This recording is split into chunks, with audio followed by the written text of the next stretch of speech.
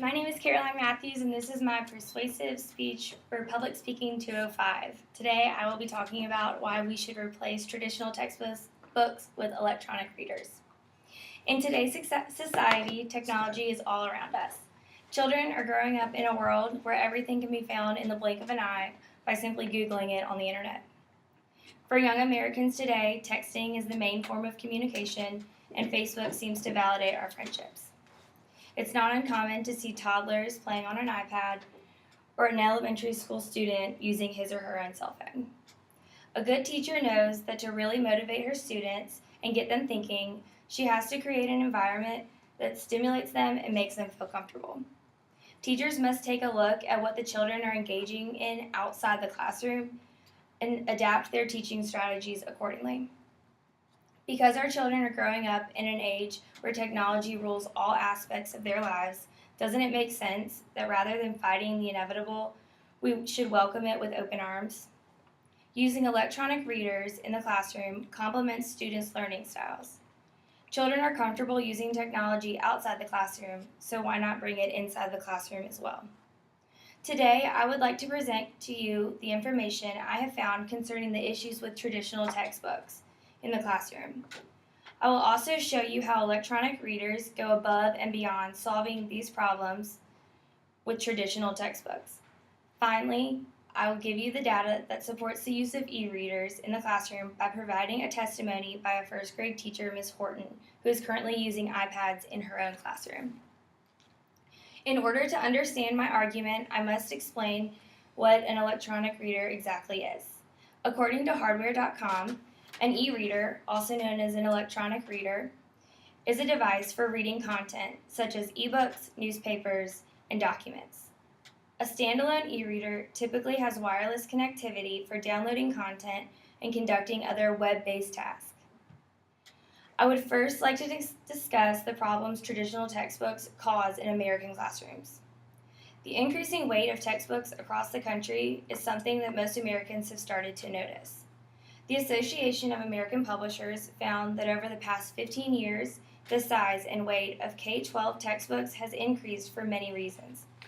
These reasons include the establishment of academic standards, causing an increase in book content, the requirement of more graphic aspects such as graphs and charts in each book, and the amount of homework assigned to each student every night. In a study conducted in 2001, it was found that only 1/3 of high school students actually use their locker, meaning the other 2/3 of students choose to carry around their books all day long. To make matters worse, researchers also found that many students carry their book bags on using only one shoulder, causing physical stress and damage to their body. How many of us can actually remember opening a textbook in a classroom and seeing a student's name in a year that seemed almost as old as us? Schools today are forced to recycle textbooks each year because of the costs associated with buying new ones.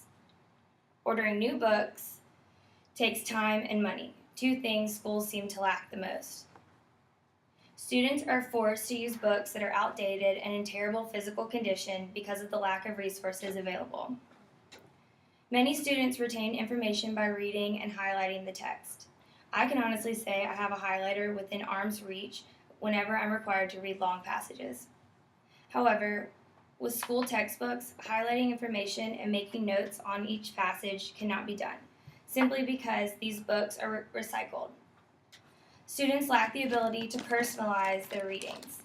Furthermore, students with physical impairments, such as vision problems, suffer from traditional textbooks because the text size cannot be adapted to fit their physical needs. Now, I would like to show you how these issues can be addressed through the implementation of electronic readers in the classroom.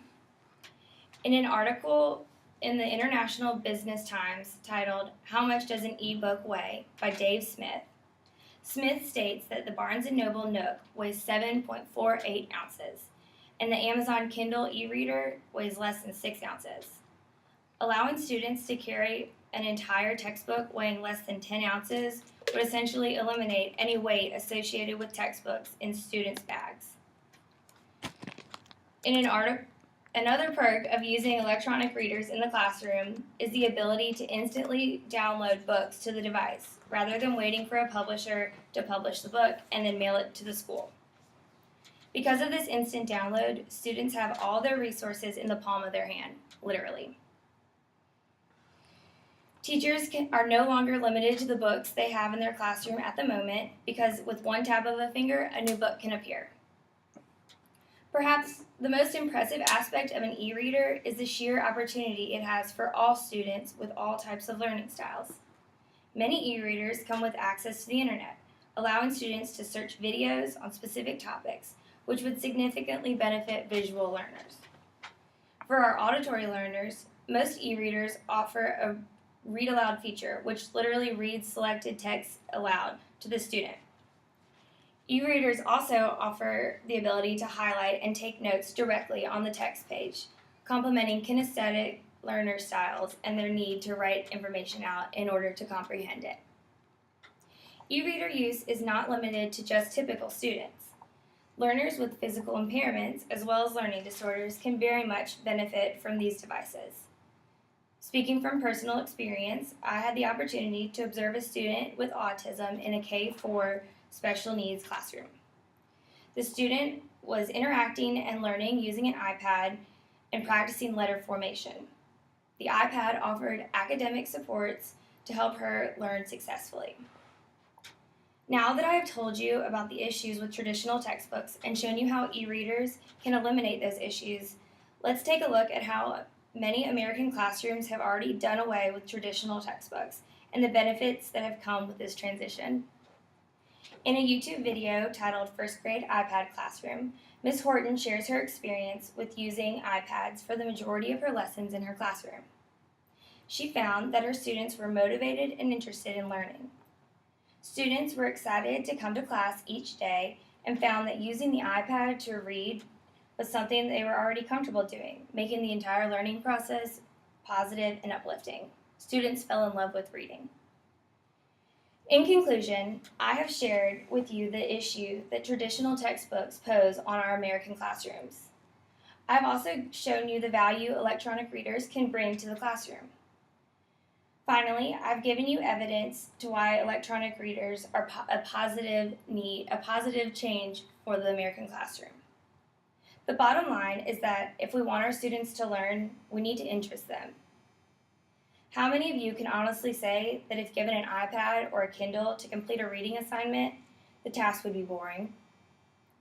Educators are finding that students are falling in love with reading and have become more and more invested in their work and their learning through the use of electronic readers. As a future educator, using electronic readers in my classroom will be a definite decision I make for my students.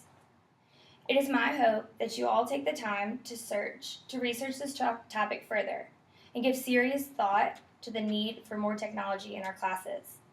Our children today are immersed in technology everywhere they look.